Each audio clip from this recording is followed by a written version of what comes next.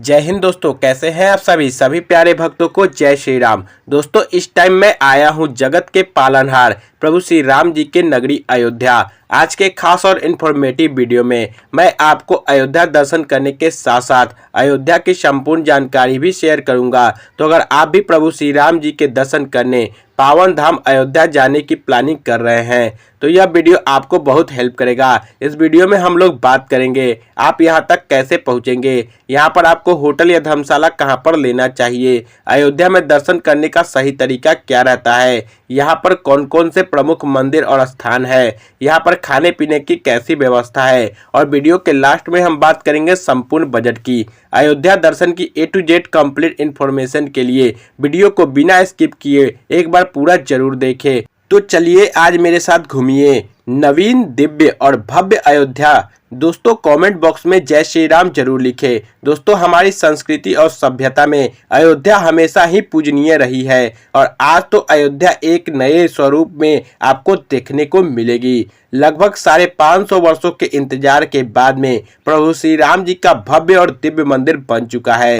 देश ही नहीं विदेशों से भी लाखों भक्त प्रभु श्री राम जी के दर्शन करने अयोध्या आ रहे हैं। इस टाइम अयोध्या को नई दुल्हन की तरह सजाया गया है। यहाँ के दिव्य नज़ारे और भव्य स्वरूप आपको भक्ति में डुबा देंगे। तो फिर चलिए एकदम शुरू से शुरू करते हैं और जानते हैं कि आप अयोध्या तक कैसे पहुँचेंगे। सबसे पहले बात करते हैं ट्रेन की। यहाँ तक आने के लिए यह एक सबसे सस्ता और अच्छा तरीका रहता है। अयोध्या में 2 प्रमुख स्टेशन है, अयोध्या कैंट और अयोध्या धाम रेलवे स्टेशन। अयोध्या धाम रेलवे स्टेशन जो राम मंदिर से मात्र 1 किलोमीटर की दूरी पर स्थित है। यहाँ तक आपको हर प्रमुख स्टेशन से डायरेक्ट ट्रेन मिल जाती है। वही बहुत सी ट्रेन अयोध्या कैंट तक ही आती है। अयोध्या कैंट रेलवे स्टेशन से मंदिर की दूरी 10 किलोमीटर की दूरी पर स्थित है। अयोध्या कैंट रेलवे स्टेशन से आप ऑटो या ई रिक्शा या इलेक्ट्रिक बस में 30 से 40 रुपया का किराया देकर यहाँ तक बहुत ही आराम से आ जाएंगे। वही दोस्तों, आसपास के राज्य और शहरों से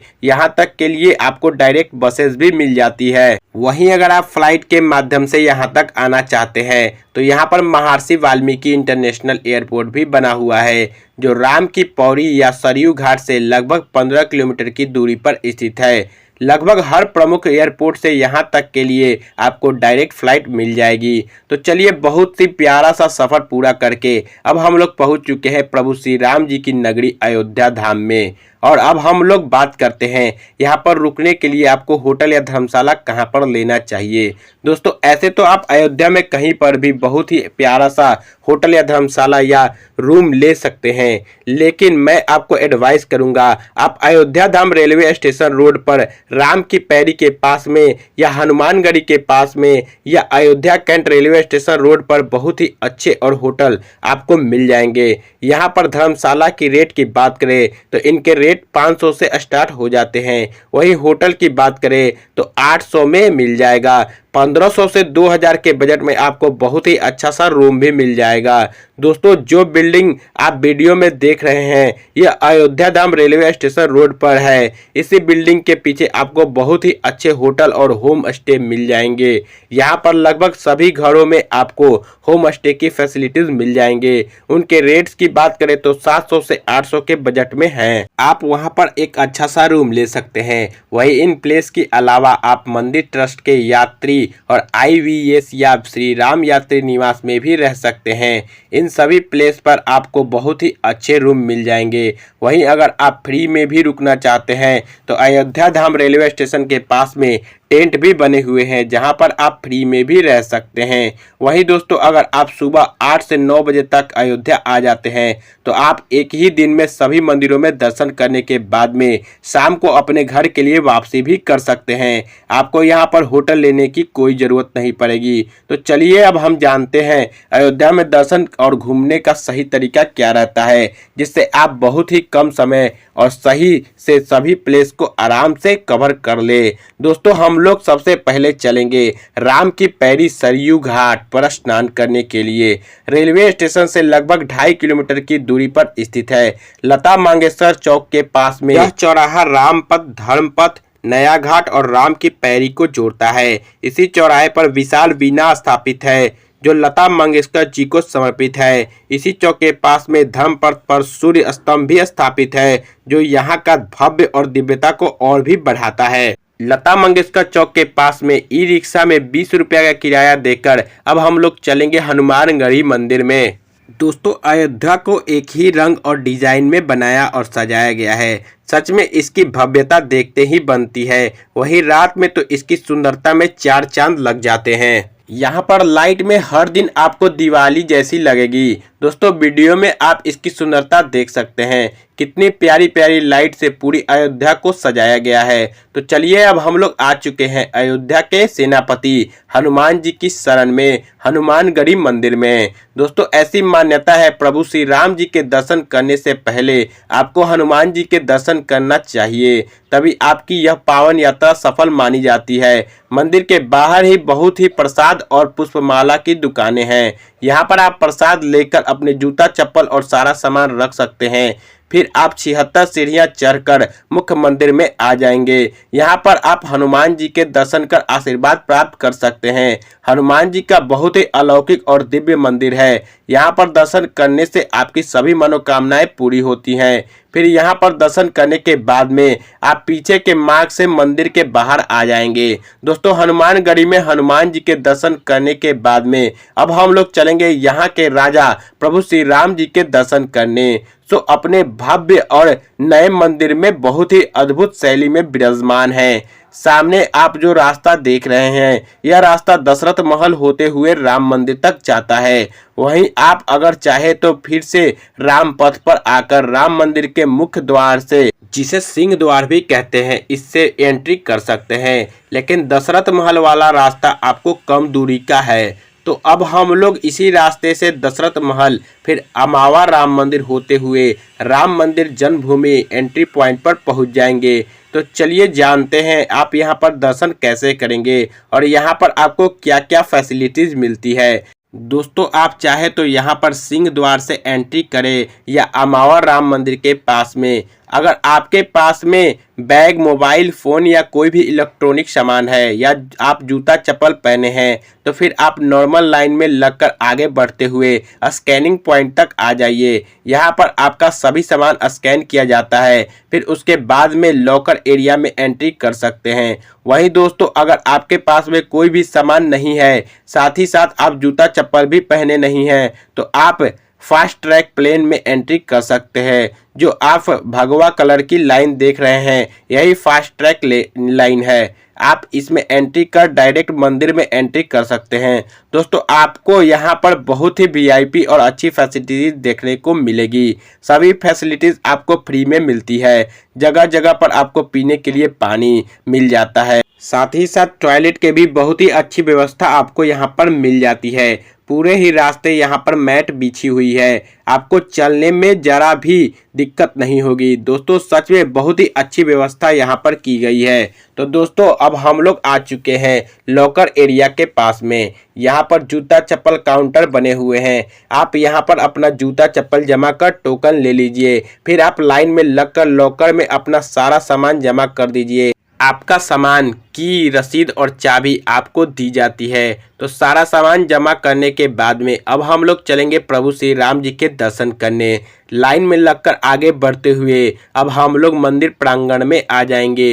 दोस्तों, मंदिर की दिव्यता और भव्यता देखकर आप दंग रह जाएंगे। बहुत ही प्यारा और अलौकिक मंदिर बना है, जिसकी खूबसूरती और दिव्यता में शब्दों से बयान नहीं कर सकता। जैसा कि आप सीढ़ियां चढ़कर मुख्य मंदिर में प्रवेश करेंगे, दूर से ही आपको प्रभु श्री राम जी के दर्शन मिल जाएंगे। फिर आप आगे बढ़ते हुए गर्भगृह के पास में आकर प्रभु श्री राम जी के बहुत ही अलौकिक और दिव्य दर्शन को प्राप्त कर सकते हैं।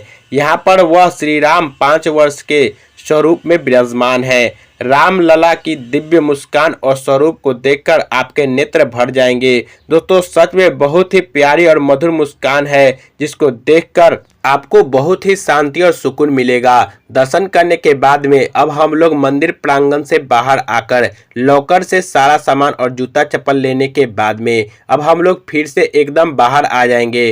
दोस्तों शाम को यहाँ पर दर्शन करने आते हैं तो लाइट में तो यहाँ की खूबसूरती का क्या कहना। लाइट्स में इसकी खूबसूरती में चार चांद लग जाते हैं। तो अगर आप चाहे तो शाम को यहाँ पर दर्शन कर सकते हैं। अभी यहाँ पर सुबह 5:30 बजे से रात 10 बजे तक दर्शन होते हैं। बीच में किसी भी टाइम दर्शन बंद नहीं रहते। वहीं अगर कोई भी अपडेट आते हैं तो आपको कमेंट के माध्यम से सूचित किया जाएगा। तो यहाँ पर दर्शन करने के बाद में अब हम लोग चलेंगे दशरथ महल में दर्शन करने के लिए, जो हनुमानगढ़ी के साइड में स्थित है। दशरथ महल भी बहुत ही प्राचीन और दिव्य स्थान है। यहाँ पर आप पूरे राम दरबार के बहुत ही अद्भुत और अलौकिक दर्शन प्राप्त कर सकते हैं। दोस्तों आप यहाँ पर कुछ देर बैठकर राम धुन को जरूर बनाएं। यहाँ पर आपको बहुत ही ज़्यादा अच्छा लगेगा। यहाँ पर दर्शन करने के बाद में अब हम लोग चलेंगे कनक भवन, जो यहाँ से लगभग 100 मीटर की दूरी पर स्थित है। दोस्तों यह मंदिर स्वर्ण के समान बहुत ही प्यारा सा महल बना हुआ है। यह प्यारा सा महल माता सीता और राम जी का निजी महल था। इस प्यारे से भवन में प्रवेश कर अब विशाल प्रांगण में आ जाएंगे। सामने ही मुख्य द्वार बना हुआ है, जहां पर माता पिता और प्रभु श्री राम जी के अद्भुत और अलौकिक दर्शन कर आशीर्वाद प्राप्त कर सकते हैं। आप यहां पर कुछ देर जरूर बैठे, आपको यहां पर बैठकर बहुत ही ज़्यादा अच्छा लगेगा। साथ ही साथ शाम को लाइट में इसकी भव्यता और में चार चांद लग जाते हैं। आप शाम को भी यहां पर दर्शन करने आ सकते हैं। कनक भवन के प्रांगण में ही श्री लाल दरबार मंदिर और श्री कनकेश्वर महादेव मंदिर भी स्थापित है। आप यहां पर भी दर्शन कर आशीर्वाद प्राप्त कर सकते हैं। यह भी स्थान बहुत ही ज्यादा प्राचीन और अलौकिक है। आप यहां पर भी दर्शन जरूर करें। तो चलिए अब हम लोग बात करते हैं यहाँ पर खाने पीने की कैसी व्यवस्था है। दोस्तों पूरे ही अयोध्या में जगह जगह आपको विशाल भंडारे मिल जाएंगे। आप सिंह द्वार के पास में, अमावा राम मंदिर के पास में, राम की पैरी के पास में, सरयू घाट के पास में आप यहाँ पर हर तरीके का भोजन और प्रसाद ग्रहण कर सकते हैं। वहीं अगर आप रेस्टोरेंट या ढाबे में भोजन करना चाहते हैं तो यहाँ पर बहुत से रेस्टोरेंट भी बने हुए हैं। यहाँ पर आप अपने बजट के हिसाब से भोजन कर सकते हैं। तो चलिए अब हम लोग बात करते हैं इस पावन यात्रा के लिए आपको कितने दिनों का प्लान करना चाहिए। दोस्तों अगर आप सुबह टाइम से यहाँ पर आ जाते हैं तो एक ही दिन में दर्शन करके आप बाद में शाम को आराम से वापस भी जा सकते हैं। लेकिन मैं आपको एडवाइस करूंगा कि आप अयोध्या में कम से कम एक रात का स्टे जरूर बनाएं, जिससे आप सभी प्रमुख मंदिर और बहुत से स्थान बहुत ही अच्छे तरीके से कवर कर सके। तो चलिए अब हम लोग बात करते हैं सबसे जरूरी क्वेश्चन बजट की, कि कितने बजट में आप इस पावन यात्रा को पूरा कर लेंगे। दोस्तों मैं मानकर चलता हूं कि आप कम से कम 2 या 3 लोग तो यहाँ पर दर्शन करने आएंगे ही।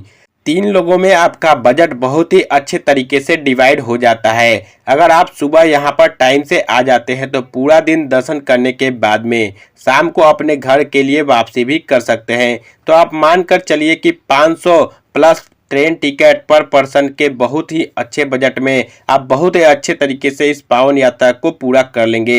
वहीं अगर आप एक रात का स्टे या 2 रात का स्टे लेते हैं तो आप मानकर चलिए कि 1500 से 2000 प्लस ट्रेन टिकट, इतने बजट में आप बहुत ही आराम से इस पावन यात्रा को पूरा कर लेंगे। वहीं अगर आपके पास में बजट की कोई भी प्रॉब्लम नहीं है तो आप अपने बजट के हिसाब से इस पावन यात्रा को पूरा कर सकते हैं। दोस्तों यहाँ पर मैंने आपको अयोध्या दर्शन और यात्रा की हर एक छोटी बड़ी जानकारी को बहुत ही अच्छे तरीके और सही तरीके से देने की पूरी कोशिश की है। अगर आपका फिर भी कोई क्वेश्चन रह जाता है तो आप हमें कमेंट के माध्यम से पूछ सकते हैं। बहुत ही जल्दी हम आपके कमेंट का रिप्लाई देंगे। दोस्तों यह वीडियो आपको कैसा लगा और आप इस वीडियो को कहां से देख रहे हैं कमेंट बॉक्स में जरूर बताइएगा।